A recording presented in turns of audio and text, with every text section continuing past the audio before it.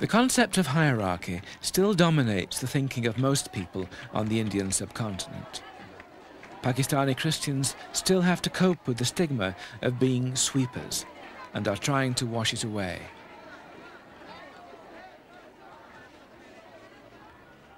It is not a problem of the poor people at all. It is the problem of the people who have made something in life. And now they are trying to deny that heritage. And I think the denial of that struggle of our forefathers, I think, is basically against the gospel. It is not accepting the great work Lord has done in our life. And somehow hiding, you just can't hide it. I mean, everybody knows. Everybody knows that.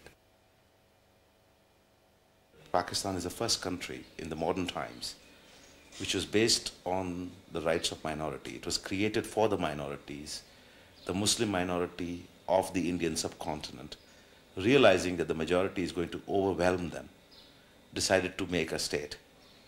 So it's a country made for the minorities. And right from the beginning, the rights of the minority has been guaranteed in the constitution. Muhammad Ali Jinnah, the founder of Pakistan, was a secularist. He stated that all people are primarily Pakistanis, and only then Muslims, Christians or Hindus. And at present his vision is far from the reality.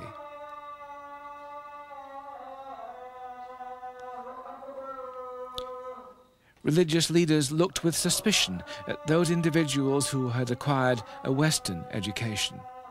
Those kafirs or infidels wanted to create a modern Islamic state, claiming that the Quran allowed them, the people, to pass new laws for a modern age. For the traditional Muslim leaders, Islam was the truth for all times. Islam was the law for the individual as well as for the entire community.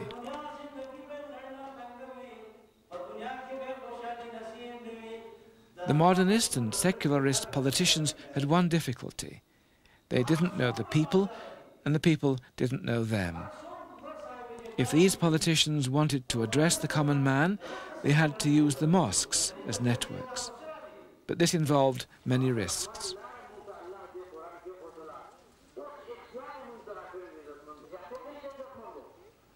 The romanticism of the Pakistani middle class was fertile soil for the growth of Islamic fundamentalism.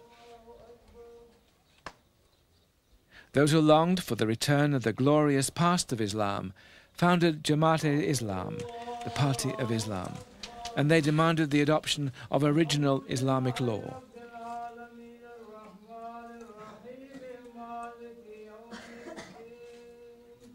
A number of learned Muslims, faithful to their leader Maulana Maududi, were to accomplish this.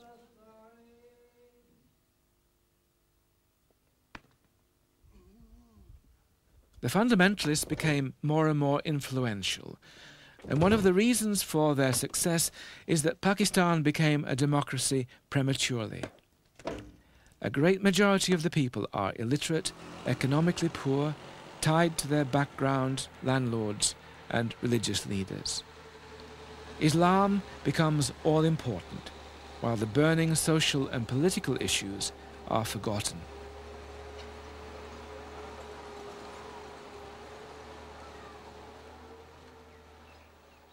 The fundamentalists looked to the Prophet Muhammad for a model.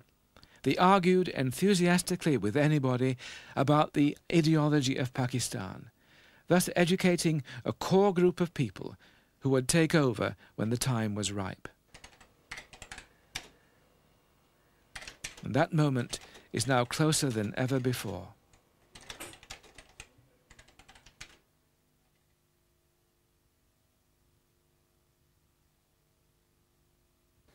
When we talk about the character of Islamic country in Pakistan, people say, okay, Pakistan is for the Muslims. That means the people who are not Muslim has got no place in Pakistan. Now, if we say, okay, we have no history, how we are going to argue our case that we have a place here in Pakistan? Pakistani Christians are beginning to see their history in a social and political light. Because the missionaries were searching for souls, the history of the Christians was considered to start from the moment of conversion. We could have fought the battles in the public arena as citizens, then we would have had no problem. But the church took us out of the citizenship too. They sort of always emphasized the spirituality and never the citizenship, as if to say incarnation had never happened. And so the foundation of Christianity was challenged here. The military dictator Zia-ul-Haq, who called himself a simple soldier of Islam, sought support from the fundamentalist party of Islam.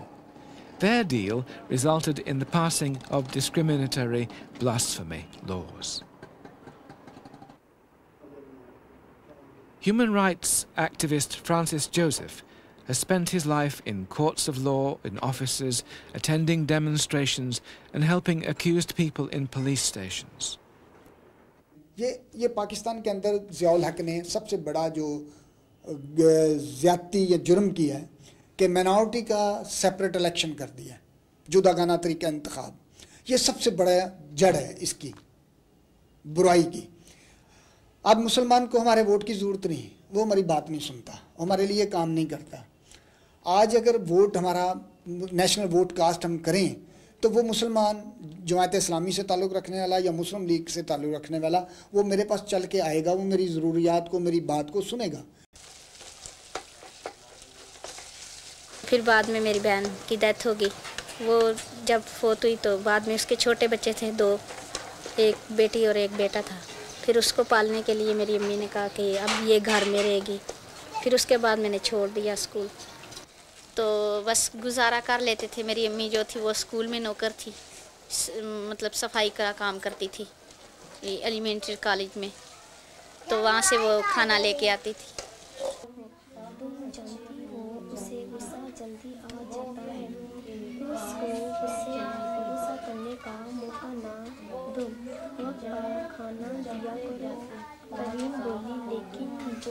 एक ख़ास बात हमारे community में कुछ लोग इस तरह है जो तरक्की कर गए, किसी भी तरीके से वो आगे बढ़ गए, लेकिन उन्होंने पीछे नहीं देखा मुड़ के।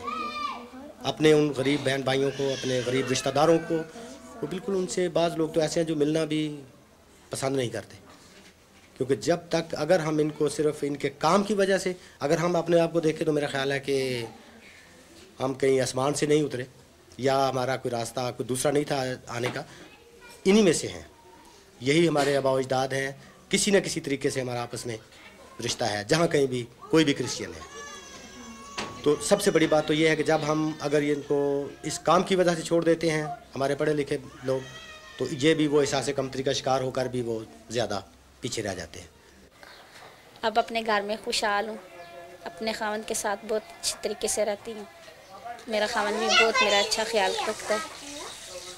शुक्र है खुदा का। कैसा काम करता है? सफाई का, झाड़ू लगाता है। तो बस अभी वो सुपरवाइज़र हुआ है कॉर्पोरेशन में। तनख्वाह कितनी मिलती है? उसको 2000 रुपये तनख्वाह मिलती है। बस उसके अलावा कोई नहीं, उसके अलावा कोई नहीं। गुजारा हो सकता है? बस गुजारा नहीं होता, कर लेते हैं।